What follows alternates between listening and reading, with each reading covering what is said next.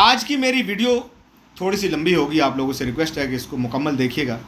अगर मेरा मैसेज आपको समझ आया तो ये आपकी रिस्पॉन्सिबिलिटी होगी कि इस मैसेज को आपने आगे शेयर करना है। प्राइवेट स्कूलों पे बात कर रहा हूँ। जब हम छोटे थे तो हमारे बुज़ुर्ग कहते थे कि बेटा तालीम हासिल करो, तालीम बहुत बड़ी दौलत है, इल्म बहुत बड़ी दौलत है, और मैं इस चीज़ को पर्सनली नहीं मानता था। आज जब मैं प्राइवेट स्कूलों के मालिकान के पास बड़ी बड़ी गाड़ियाँ, बड़े बड़े बंगले, उनकी ऐशी की ज़िंदगी, उनके आगे पीछे सिक्योरिटी गार्ड, उनका एक स्टैंडर्ड का प्रोटोकॉल जब देखता हूँ तो मुझे आज चीज़ समझ आई, वाकई इल्म बहुत बड़ी दौलत है भाई।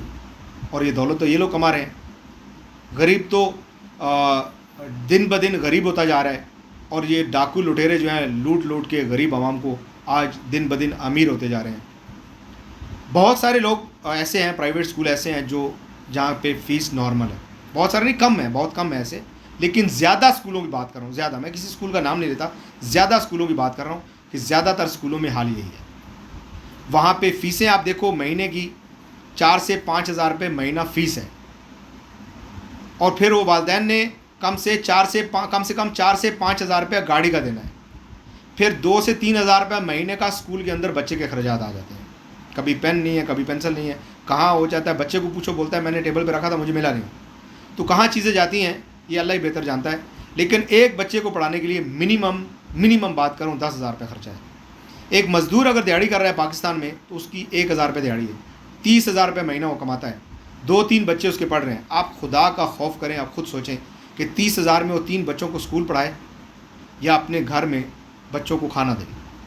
मुझे इस चीज़ पर खुदा पाक की कसम करके कह रहा हूँ, बहुत दुख होता है। मैं सोच रहा था इन चीज़ों को, रात को बड़ा दुख हुआ, बड़ा मैं डीपली गया। फिर मैंने सोचा सुबह मैं वीडियो बना के इसको सोशल मीडिया पर शेयर करूँगा, और इंशाल्लाह मुझे यकीन है कि मेरे कुछ दोस्त इस मैसेज को आगे शेयर करेंगे, क्योंकि इन लोग का लूटने का तरीका कुछ डिफरेंट है। बुक्स जो हैं वो एक ही बुक सेंटर से ही मिलेंगी, यूनिफॉर्म भी एक ही गारमेंट्स की शॉप से मिलेगा, जहाँ से इनको टैक्स जहाँ से इनको इनका क्या बोले, टैक्स नहीं, मैं बोलूँगा कमीशन आता है इनको। तो वहाँ इनके कॉन्टैक्ट हैं, बेसिकली स्पेशल कॉन्टैक्ट हैं इनके। आपको दूसरे लोकल बुक सेंटर से या किसी दूसरे गारमेंट शॉप से आपको यूनिफॉर्म नहीं मिलेगा। ये लोग क्या करते हैं, फीसें लेते हैं, महीने के जुर्माने आ जाते हैं, फिर कभी एसी का टैक्स, गर्मियों में बिजली बढ़ गई उसके बढ़ा दिए जाते हैं, सिक्योरिटी के टैक्स हो जाते हैं, पता नहीं क्या क्या, पिकनिक पे जाना है, ये करना है, वो करना है। तो बहुत सारे ड्रामे हैं।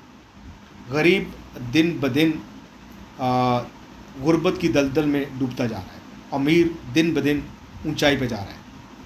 तो ये मेरा मैसेज है कि आप लोग से रिक्वेस्ट है, स्कूल मालिकान से, खुदा का खौफ करिए और स्कूलों की फ़ीस थोड़ी कम करिए, ताकि, और जितने भी ड्राइवर हजरात हैं जो पिक एंड ड्रॉप बच्चों की करते हैं, आपसे भी मेरी रिक्वेस्ट है, आप भी थोड़ा सा पैसा कम करिए।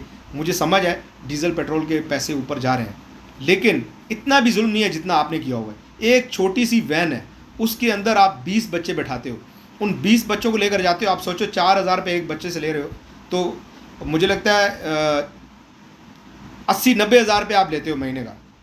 उसमें ख़र्चा आपको कितना आ जाता है? 20 हज़ार रुपये आपकी सैलरी निकाल दो, ड्राइवर को यही सैलरी दे रहे हैं, 20 हज़ार आपकी सैलरी निकाल दो, 30 हज़ार आपकी सैलरी निकाल दो, चलो 20 हज़ार का डीजल चला जाता है, 50 हज़ार रुपये आप महीना कमा रहे हो, 4 लाख रुपये आपने खर्च किया है। वही एक ऑटो वाला 4 लाख लेके रोड पे घूम रहा है, उस बेचारे को पूछो तो महीने को बोलता है मुझे 20 हज़ार से ज़्यादा नहीं बचता। जुल्म नहीं है ये? तो उसका जिम्मेदार कौन है? गवर्नमेंट है ना। गवर्नमेंट देख। फिर हमारे जो मोटरवे पुलिस हो गई या जितनी भी ट्रैफिक पुलिस हैं, उन लोगों से मेरा सवाल है कि एक वैन को आप रोक कर देखिए, उसमें 20 बच्चे हैं, अगर वो गाड़ी का एक्सीडेंट हो जाता है, वो 20 बच्चे मर जाते हैं, उसका जिम्मेदार कौन है? आप नहीं है उसके जिम्मेदार? टैक्स नहीं लेते आप हमसे, आवाम से? आपका हक नहीं बनता कि आप वैन वाले को पूछें, भाई आपके पास गाड़ी की सीट्स कितनी है, आपके मुल्किया में ये गाड़ी रजिस्ट्रेशन जब करवाई है उसके अंदर कितनी सीट अलाउड है? उसका जिम्मेदार कौन है? टैक्स आपने सिर्फ लेना है, पैसे बनाने हमारी पुलिस ने, हमारी आर्मी देख नहीं रही है सब कुछ। आर्मी को मैं ये कहता हूँ, आपके बच्चे जाते हैं आर्मी स्कूल में, वो एक स्पेशल आर्मी की गाड़ी रहती है, सीट बाय सीट। तो गरीब का ख्याल कौन करेगा भाई? अदालतें खामोश बैठी हैं, फौज खामोश बैठी है इस चीज़ में। जब आप फौजी भाई हमारे जितने भी हैं, वो जब रोड पे जाते हैं, आप देखते ही होंगे ना अपनी आंखों से ये चीज़ें कि एक गाड़ी में कितने बच्चे बैठे हुए हैं। कोई, क्या आपको एहसास नहीं होता? जो मेरे फौजी भाई हैं वो अपने आला अफसरान को जाकर ये चीज़ कंप्लेन नहीं कर सकते? सर हर चीज़ में हम लोग एक्शन ले रहे हैं, इस चीज़ पे भी हम लोग गवर्नमेंट को प्रेशराइज करें कि इस पे एक्शन ले। क्या आपका हक नहीं बनता? जो गरीब के बच्चे हैं वो इंसान नहीं है क्या? खुदा का खौफ करो यार, खुदा का खौफ करो आप लोग। मैं आपसे हाथ जोड़ के रिक्वेस्ट कर रहा हूँ, खुदा का खौफ करो। गरीब के बच्चों के मुंह से रोटी का नवाला मत छीनो। वालदैन या तो रोटी पूरे करेंगे या एजुकेशन देंगे उनको। गवर्नमेंट स्कूलों का बहुत बुरा हाल है, वो गवर्नमेंट उस पर एक्शन ही नहीं लेती। प्राइवेट स्कूल बंद करवाओ। एक स्कूल में 10 टीचर आपने गवर्नमेंट में रखे हुए हैं, 20 रखो। वो जो स्टैंडर्ड वो दे रहे हैं आप वो स्टैंडर्ड दो, टैक्स नहीं लेते हो आवाम से। उसके बाद बुरा हाल है हमारे हॉस्पिटल्स का, उन पे भी मैं बात करूंगा आज, क्योंकि हॉस्पिटल का हाल ये है कि डॉक्टर्स लोग पढ़ने के बाद डॉक्टर नहीं डाकू हो जाते हैं या कसाई हो जाते हैं।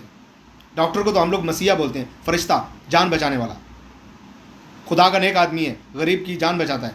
लेकिन जान क्या बचाते हैं? गरीब को जब हॉस्पिटल में पहुंचता है, इसके ये टेस्ट करवा लो, उसके वो टेस्ट करवा लो। अल्लाह की कसम, जो आपके वालिदैन या मेरे वालिदैन, उनसे पूछ लो। पहले ज़माने में जो डॉक्टर होते थे जाके ऐसा नब्ज़ पकड़ते थे, पूछते थे क्या प्रॉब्लम है, रात को क्या खाया, ये क्या है, उससे आइडिया लगा के समझ जाते थे इसको ये प्रॉब्लम है, बदहज़मी होगी या हैज़ा हो गया, ये हो गया, स्टमक पेन इससे है, हेडेक उस चीज़ से हुआ, ये नहीं खाना वो नहीं खाना, 2 टैबलेट देते थे, सब ठीक हो जाता था। अब हम लोग हॉस्पिटल में जाते हैं, सबसे पहले sugar test, blood test, urine test, ये टेस्ट वो टेस्ट हो जाता है, फिर एक्सरे करवाओ, फिर ECG करवाओ, फिर सारी चीज़ें हो जाती हैं, अल्ट्रासाउंड करवाओ। सब टेस्ट होने के बाद लास्ट में क्या होता है, 4 टैबलेट पकड़ा दी जाती हैं, डॉक्टर की 2000 फीस दे दी, 10,000 रुपये टैक्स पे लगा दिया, बाहर जाके फार्मेसी में हम लोगों ने 5,000 की दवाइयाँ ले ली, घर आ गए। बस वही 5,000 की दवाइयों में या 4,000 की दवाइयों में भी बात हो सकती थी। उल्टे सीधे टैक्स करके सब लोगों को कमीशन मिलता है।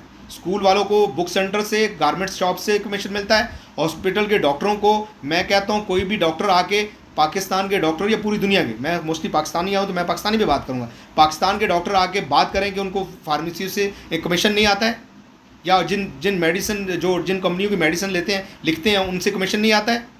हज और उम्रे के टिकट और पता नहीं क्या क्या मिलते हैं इनको, यूरोपों के टिकट, ट्रिप्स मिलते हैं इनको। यार जो आप पाकिस्तानी है ना, जितने पेंटर, जो हमारे पेंटर है, मेरा एक दोस्त है पेंटर है, उसका एक कंपनी से, एक ही कंपनी का पेंट उठाता है पक्का, जहाँ भी काम करता है। अल्लाह की कसम करके बोल रहा हूँ, मैं अभी नाम नहीं लेता उसका, लेकिन उसने मुझे बताया यूरोप गया हुआ था, मैं यहाँ था तो वो यूरोप गया हुआ था। मैं पूछा यार तुम माशाल्लाह यूरोप चले गए, बहुत अच्छा। बोलता है मुझे जिस कंपनी का पेंट उठाता हूँ ना, तो उन्होंने मुझे ट्रिप दिया था। अगर एक पेंटर को यूरोप का ट्रिप मिलता है तो डॉक्टर को जो मेडिसिन की कंपनियाँ वो क्या देती होंगी, आप खुद ही अंदाज़ा लगा लो।